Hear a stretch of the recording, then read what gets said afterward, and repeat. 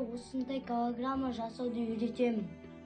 Ең бірінші бізге трапецияның макеті сызып алу керек. Оның сантиметрлерін мен описанияға қалдырамын. Бізге мынандай сызғыш керек, және мынандай любой қағаз керек. Мен осындай ойыншықтың қағазын, картонын алдық, және бізге қарандаш керек. Біз табанын 6 сантиметр қылып аламыз.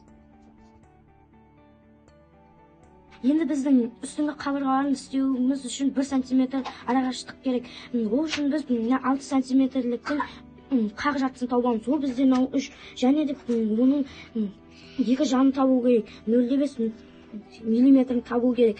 Мына жақтан мына жерден белгілеп аламыз.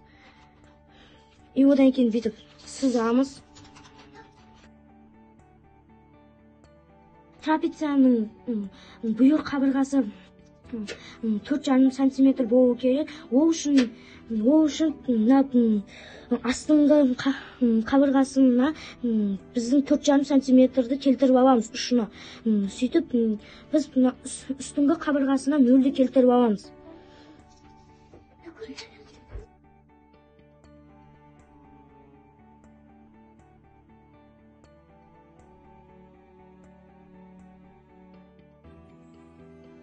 Бұған трапецияны қайшымен қырқап аламыз.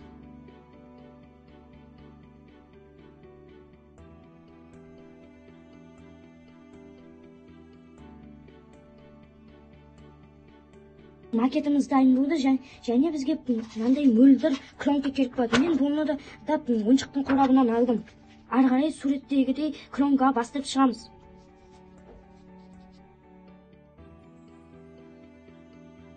Енді достар, сіз біттік біз. Енді біз осыны қырқып алып голограммамызды жасаймыз. Қырқып болдық, енді мыналарды сызық бойынша майыстырып шығамыз. Майыстырып болдық, енді мына екі ұшын скотчпен бүйтіп сәйкестендіріп аламыз.